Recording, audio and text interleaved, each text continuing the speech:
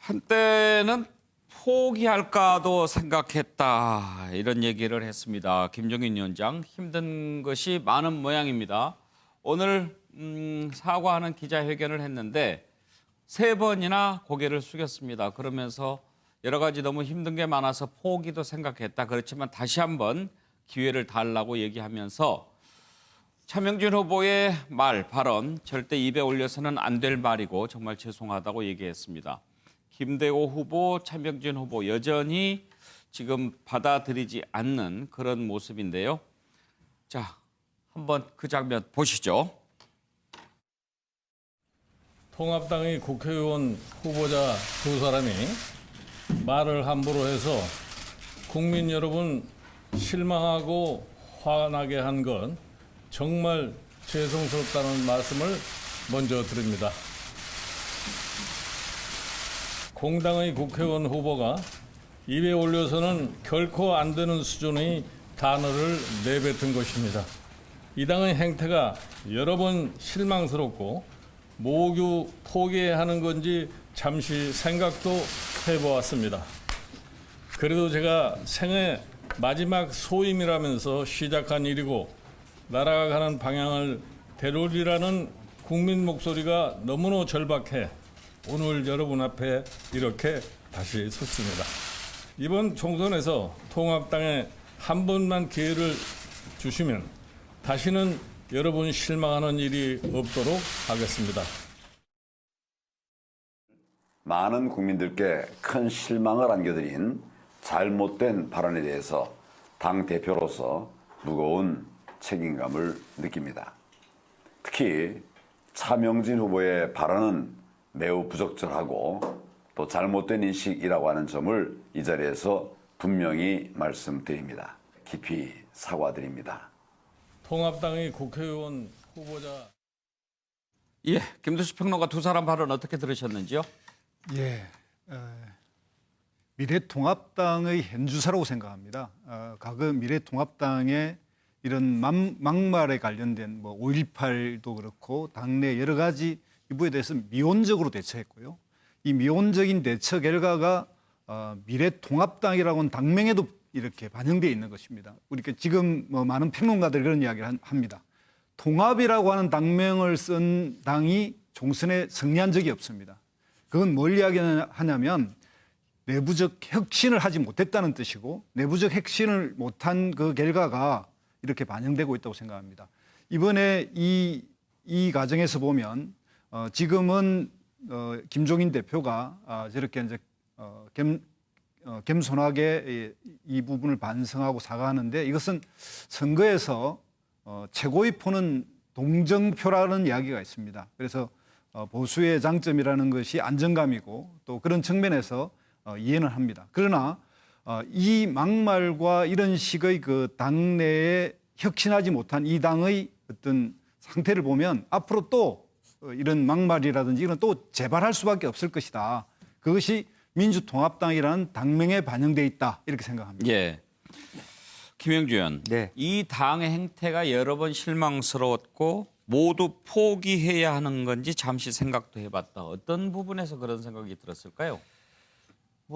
실질적으로 이제 공천 과정에 대해서 그 전에 이제 그 당의 위원장으로 들어오시기 전에 그 당에 했던 황교안 대표가 했던 공천에 대해서 여러 가지 문제점을 지적했고요.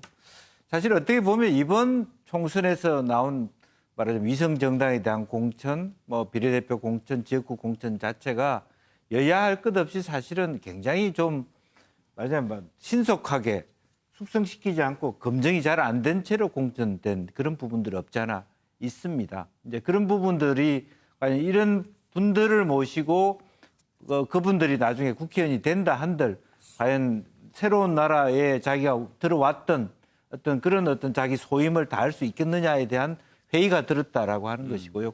저 역시도 제3자입니다만은 가장 걸렸던 부분이 이 당이라고 하는 표현. 예. 이 객체화하는 거죠.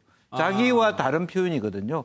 우리 당에 이렇게 얘기해야 되는데 이 당에 내가 이러려고 들어왔나 이런 입장이기 때문에 사실은 그 말씀을 하면서도 실제적으로 표정에서도 만감이 교체되는 정말 이렇게 인내하는 그런 모습들이 보였다 이렇게 볼 수 있겠습니다. 네. 제가 이게 지금 이게 계속 통합당에 대해서만 자꾸 막말이게 프레임이 좀 많은데요. 저는 아까 제가 적은 것처럼 막말인지 아닌지는 이게 건전한 상식을 가진 평균적인 중도층을 기준해야 돼요. 그런 관점에서 보면 제가 보기에는 이게 민주당의 막말도 저는 못지않다 봐요. 조금 며칠 전에 바로 이해찬 대표도 팟캐스트 가서 계속 토착 왜구, 조폭. 근데 상대는 건전하게 같이 대한민국을 이끌어가야 될 카운터 파트너 아닙니까? 근데 어떻게 토착 왜구, 조폭 이런 표현이 있고 그다음에 윤호중 총장은 아예 황교안 대표를 말에 짐승에 비유해버린 거예요. 이런데도 이게 사과도 안 하고 있습니다. 그다음에 도종환 후보자는 아예 우리가 쏘는 미사일이 북한보다 더 많은 것처럼 이것도 이게 중도층에서 볼 때는 물론 열렬 지지층이 진보층에서 볼 때는 할 수 있는 말인지 모르지만 그런 게 보수나 중도층에서 볼 때는 막말이기 때문에 저는 이게 양쪽에 똑같은 잣대로 서로 평가 필요하다 봐요. 예, 알겠습니다. 정은갑 실장. 막말도 격이 다르죠. 오죽하면 자당 선대위원장이 고개를 숙여서 통합 포기하기까지 하겠습니까? 저는 김종인 위원장이 그만큼 정말 예기치 않은 상식 밖의 행태들이 계속 이어지고 있다 그런 판단을 하고 있는 것으로 이해가 됩니다. 그러니까 한두 번도 아니고 계속되는 어떤 적어도 보수하면 또 가상 보수가 내세우는 가치가 품격인데 이거 하나 너무 동떨어진.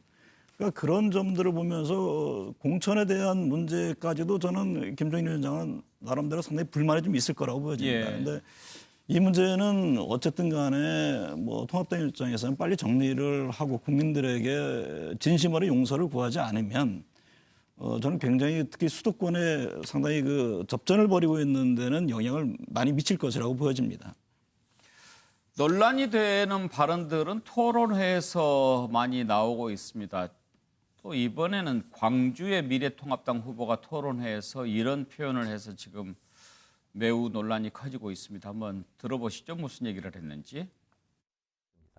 문재인 정권과 좌파 세력은 광주의 민주화 유산을 이용해서 집권에 성공했습니다. 하지만 광주는 80년대의 유산에 사로잡힌 도시, 생산 대신 제사에 매달리는 도시, 과거 비극의 기념비가 젊은이들의 취업과 출산을 가로막는 도시로 추락했습니다. 무엇보다 세계 최악 살인마 집단인 북한 김씨조선을 옹호하는 세력을 광주의 정치적 대표로 세우는 현실이 처참합니다. 예, 이제 여러 가지를 강조하기 위해서 한 발언이겠지만 광주를 제사에 매달리는 도시라고 하는 부분이 좀 논란이 되고 있어요, 김영주 의원. 네. 좀 곱게 표장해서 본다라면 생산적이지 못하다. 예. 과거지향적이다. 과거에 했던 일을 그것만 가지고 살아간다. 이렇게 매우 말하자면 스스로 자기 지역을 폄하하고 폄훼했다. 그렇게 볼 수 있습니다. 그러면 주동식 의미에서 후보는 또 이런 말도 했군요. 2018년에 일자리 창출 고민할 것 없다. 앞으로 매달 세월호 하나씩만 만들어 침몰시키자. 이번 발언 또 처음이 이런 실수가 있는 게 아니군요. 네. 그래서 그런 인식들이 정말 저 인식과 사실은 차명진 지금 후보가 버텨내는 인식의 차이가 별로 없거든요. 그럼 그것이 전체적으로 현재 통합당의 후보들이 갖고 있는 마인드, 인식이라고 하면 사실은 아무리 당대표라 하더라도 꺼내내기 어려운 이미 공천은 벌어지고 있고 하는 측면에서도 아마 김종인 위원장도 실제로 만감이 교체되는, 교차하는 그런 어려움을 겪게 되는 부분이 될 거라고 봅니다.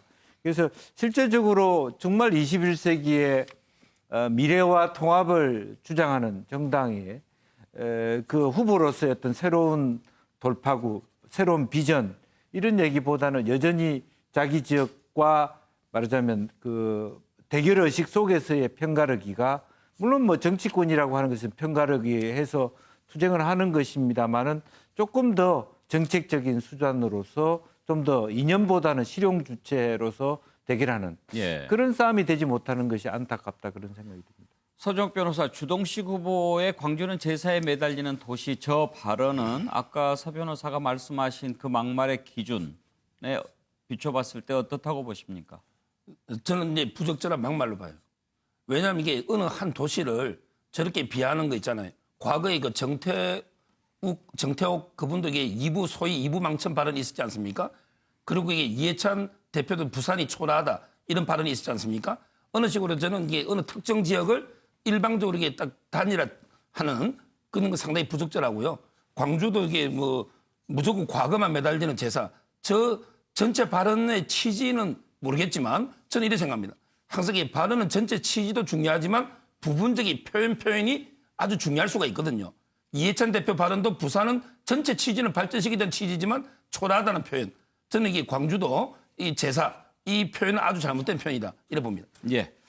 자, 막말 논란 짚어봤고요. 또 미래통합당 내부에서 유승민 의원 요즘에 여러 군데 돌아다니면서 지원 유세를 하고 있는데요. 지난번에 황교안 대표가 전 국민에 50만 원 긴급재난지원금 지급하자라고 얘기한 것에 대해서 비판적인 의견을 밝혔죠. 포퓰리즘 닮아가냐, 그러면서 허경영 당을 닮아가는 것 아니냐 이런 비판을 했는데 또 이번에는 김종인 선대위원장이 모든 대학생에게 100만 원씩 재난장학금 지급하자 이런 얘기를 했는데 그것도 비판했습니다.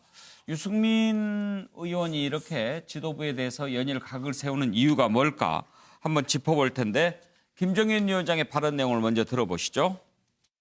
각 나라가 어떤 명분이든 만들어 대대적으로 국가 예산을 투입하고 있습니다. 대학생 지원도 마찬가지입니다. 대학 등록금 문제도 있습니다. 어려운 경제 상황으로 자영업자, 소상공인, 프리랜서 등의 소득이 급감하고 있을 때 열심히 아르바이트를 해서 등록금을 보태겠다는 대학생들의 안타까운 심정을 이해하고 이분들의 고통을 조금이라도 덜어드리기 위해 지금 당장 즉시 정부는 모든 대학생과 대학원 학생들에게 1인당 100만 원씩 특별재난 장학금으로 지급하기를 바랍니다. 예, 자, 저 발언에 대해서 어떻게 평가하느냐 하는 것보다 유승민 의원이 왜 저 부분을 또 비판했느냐 하는 부분이 논점입니다. 유승민 의원이 하는 지적에 대해서는 저는 이해는 되는데 지금 상황에서 왜 하느냐. 네. 저는 뭐 당연히 내부 분란적인 모습이 지금 총선에서 득이 되지는 않을 겁니다. 그러나 유승민 의원 입장에서는 미래, 예를 들면 차기의 정치적 행보를 염두에 두는 저는 언급이라고 봅니다. 예. 그 말 속에는 어떤 것이 있냐면 지금 사실은 보수 진보라는 게 정책이 그렇게 뚜렷함을 찾기가 굉장히 쉽지 않습니다. 예를 들면 남북 문제에 대한 접근법이 있을 것이고 경제 정책에 있어서는 대표적인 게 이 복지 문제입니다. 물론 이번에 그 재난기본소득은 이게 복지로 봐야 되냐 하나의 정책으로 봐야 되냐 여러 이제 이견들이 있습니다만 그런데 지금 보수에서 그동안의 복지에 있어서는 선별적인 복지를 강조했단 말이죠. 보편적 복지가 아니라. 근데 이번에는 어떻게 보면은 이쪽 민주당보다 더 앞서서 김종인 위원장은 100조를 얘기했고 황교안 대표가 무슨 얘기냐. 전 국민을 대상으로 해야 된다는 얘기를 한 겁니다. 그렇다면 도대체 보수의 정책은 뭐냐. 이 정체성의 문제에 있어서 굉장히 저는 추후에 두고두고 이게 문제가 될 것으로 보여집니다. 그러니까 정책에 있어서 어떤 서로의 그 노선이라든가 선명성을 부각할 때 있어서 나중에 예를 들면 진보정에서 보편적 복지를 얘기했을 때 과연 보수에서 어떤 입장을 내세울 수 있겠느냐. 저는 이거는 이번 선거뿐만 아니라 앞으로 향후 정치를 치면서 굉장히 아픈 부분이 될 것이라고 봅니다. 예. 유승민 의원은 바로 그 점, 저는 의원은 바로 그 점을 지적하고 있는 것이죠. 그러나 지금 총선을 일주일 앞둔 상황에서는 상당히 어떤 내부의 혼란으로 국민들에게 비춰줄 수 있다. 저는 그렇게 봅니다. 예. 김두수 평론가. 예, 유승민 의원이 나는 분명히 결이 다르다. 이걸 예. 이제 선언한 건데요. 유승민 의원은 과거 이 미래통합당이 만들어지는 과정에서 최고위원이 된 것도 아니고 지금 선거 과정에서 또 선대위원장도 아니고 분명히 지금 그냥 독자적으로 지금 지원하고 있고 움직이고 있거든요.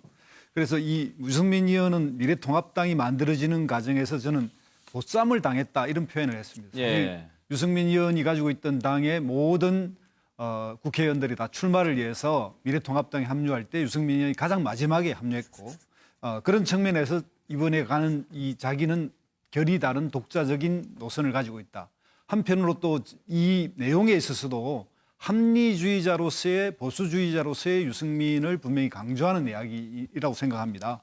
또 대학생에게 100만 원이라고 이야기할 때 유승민 의원이 말했듯이 대학을 가지 못한 취업을 하고 있는 사람도 있고 우리 사회에서 대학생만 유별나게 지원해야 될 이유도 없지 않습니까? 그런 측면에서 유승민 의원은 이 미래를 생각하고 또 보수의 핵심이나 이 선거 이후의 재편 이런 까지 고려한 거기서 나왔다. 예, 그렇게 생각합니다. 예. 서재욱 변호사 평가는 어떻습니까? 아마 이제 저는 두 가지로 보는 게요.